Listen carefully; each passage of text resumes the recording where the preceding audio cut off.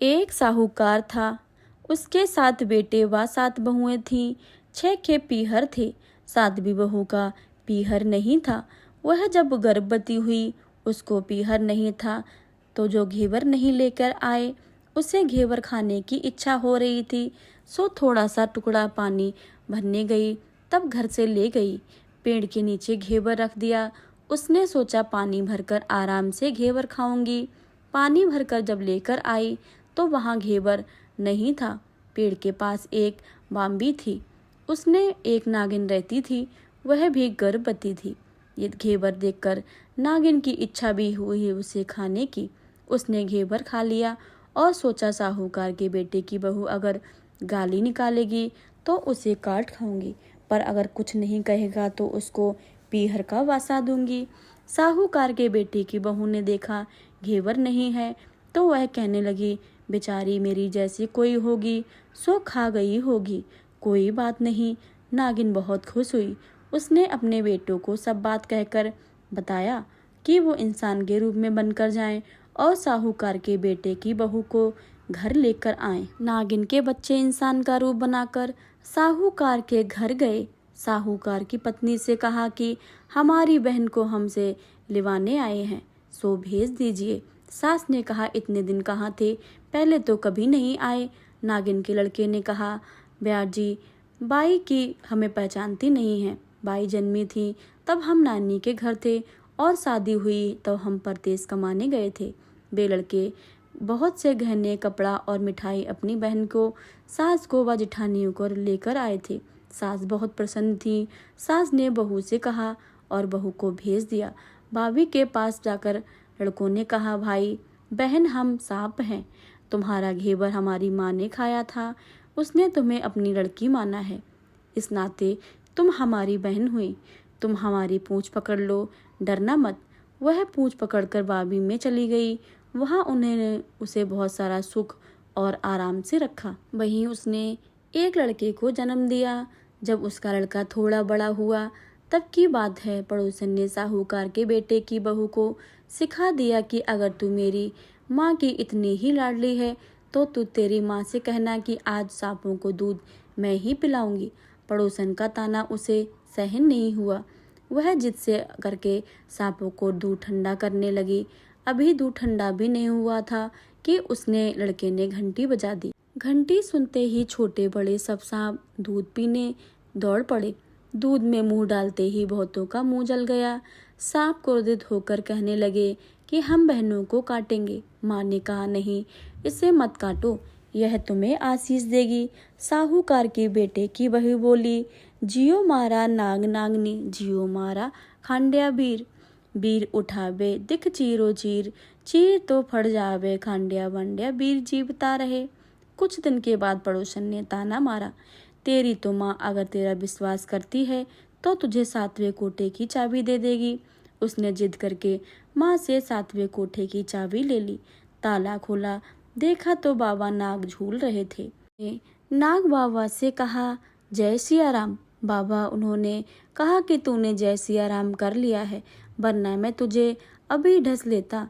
तब उसने कहा कि आप तो मेरे पिता हो, भला मुझे कैसे डस लेंगे। और कहने लगी, जियो नाग नागनी, जियो नाग बासुकी, की नाग जीड़ मेरे लाड़ लड़ायो 9 करोड़ का हार। नाग देवता ने यह बात सुनते ही उसे 9 करोड़ का हार दे दिया। माँ ने अपने बेटों से कहा, बाई तो अब बड़े घरों में हाथ डालने लगी है, उसे घर पहुँचा दो। नागों ने साहूकार के बेटे की बहू को बहुत से कपड़े गहने देकर वापस उसकी ससुराल पहुँचा दिया। थोड़े दिनों की बात, उसका बालक झाड़ू तोड़ रहा था। ताई ने कहा, झाड़ू मत तोड़, इतना ही तोड़ने का शौक है तो तेरे नाना नानी के यहाँ से ले आता। यह बात सांपों ने सुन ली और जाकर अपनी माँ से कहा, तो माँ कहने लगी कि 2 झाड़ू सोने की और 2 झाड़ू चांदी की बनवाओ और उनको देकर आओ। ताया देखकर जल गईं, कहने लगी कि इसके तो ताने मारने से भी धन बढ़ता है। अब कुछ दिनों की बात है, छोटी बहू का बालक गेहूं बिखेर रहा था। ताई ने ताना मारा, गेहूं बिखेरने का शौक है तो नाना और नानी से लेकर आता, हमारे यहाँ मत बिखरो। सांपों ने यह बात सुन ली और जाकर अपनी माँ से कहा। माँ ने कहा, बेटा 2 बोरी दाने सोने के घड़े और 2 बोरी दाने चांदी के घड़े और लेकर जाओ। आई यह देखकर जल गई और कहने लगी, इसे ताने मत मारो, छोटी बहू को ताने मारने से इसका धन बढ़ता है। अब छोटी बहू ठानी लकड़ी लेने गई। जहाँ पर वह लकड़ी लेने गई वहाँ पर सांप बैठा हुआ था। उसने सोचा उससे पहले छोटी बहू को भेजना है और उसे सांप खा जाएगा तो सारी मुसीबतें ही मिट जाएंगी। अब छोटी बहू लकड़ी लेने गई तो वहाँ सांप बैठा था।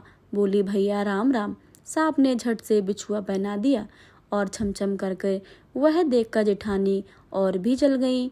2-4 दिन के बाद पान की गुड़िया में एक सांप को देखा तो बड़ी जेठानी ने उसे छोटी को पान लेने भेजा और जहाँ पर वो सांप छोटी बहू को काट लेगा।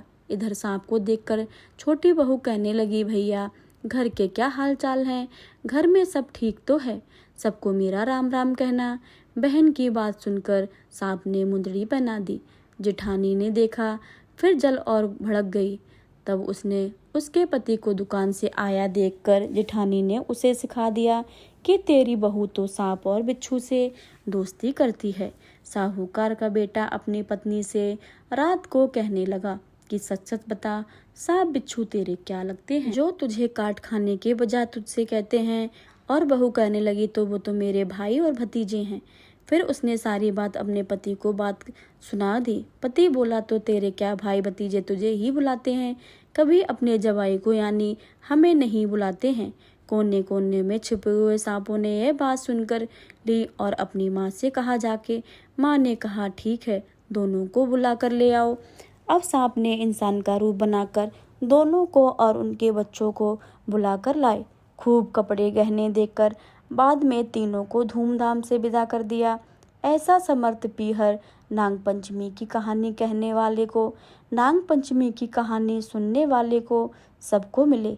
जैसे बहू के ऊपर दया की है वैसे किसी को भी रखें। नाग देवता इस कथा को कहने और सुनने वाले और हुंकारा भरने वाले की सभी मनोकामनाओं को पूर्ण करें।